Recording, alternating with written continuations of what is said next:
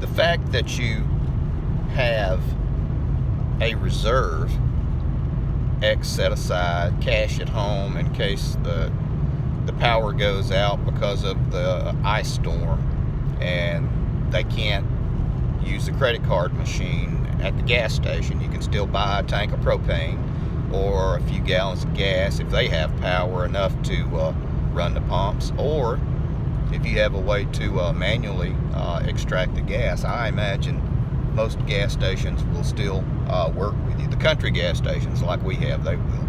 I've already talked to my guy who owns the little neighborhood store, well, the only one we got about 3 miles away, and he said, sure, if something ever happens, power goes out, he'll still stay open as long as possible, and he'll just work off cash. Can't beat that. So having a way to buy things outside of your credit card is another really good thing for that kind of stuff. More to come. Okay guys, now we're back, and you can build it, the group, as exotic or as loose as you would like.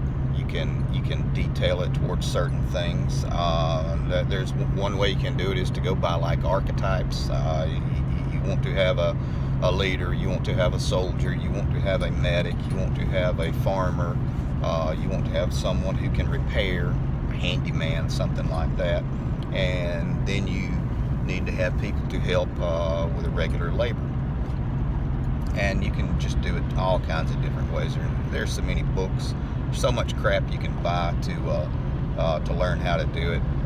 I would start by just Googling mutual aid groups and start reading all the free content. You're going to get a bunch of crap, but you're going to get some good gems, some good information, and that will lead you to develop X a little further, X a little further.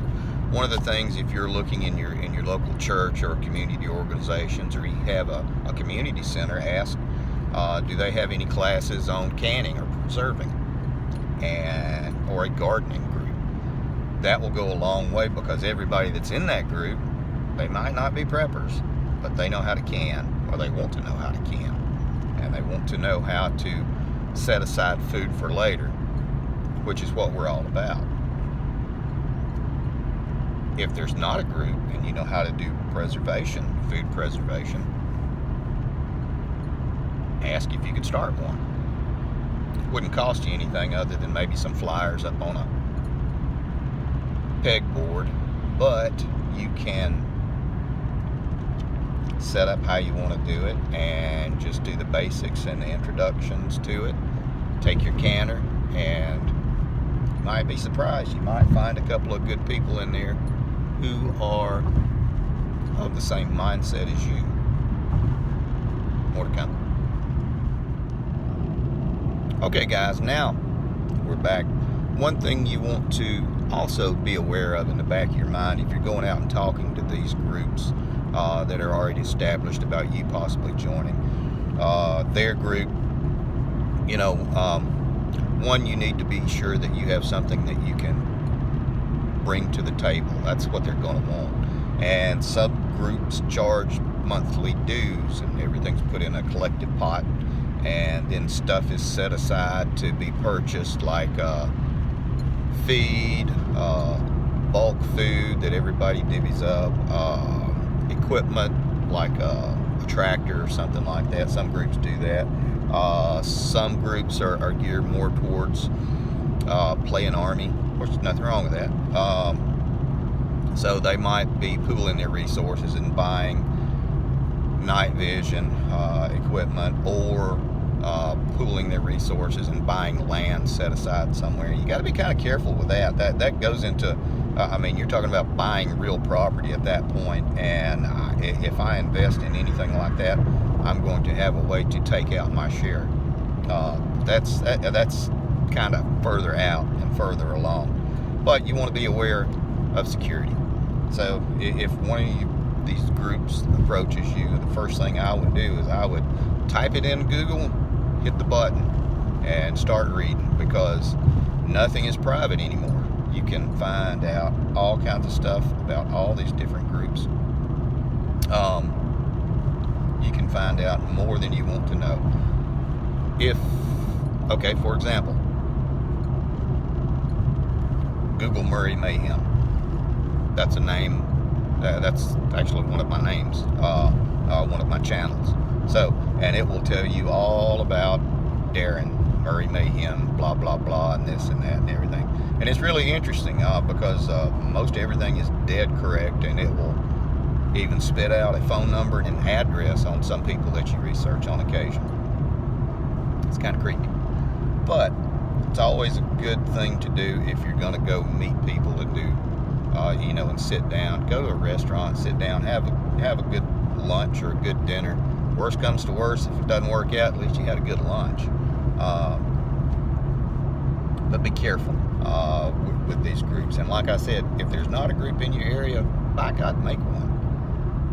You don't have to be the follower. You can be the leader, or just get it going and just do whatever it is that you need to do. Do your thing with them. But just be aware. And again, it's not for zombies or anything like that. It's for, any kind of problems that may arise. Take exit 9 onto Waltree and a highway toward Madison Boulevard. Well, there we go. Waltree and Hyanna Boulevard. But I just want you to be aware and be safe when you're doing this. Think of it as a blind date that you're going on, which is pretty much what it is. Now, in addition to having me in there, at some point you would bring your family into it. So that's when you really want to be careful.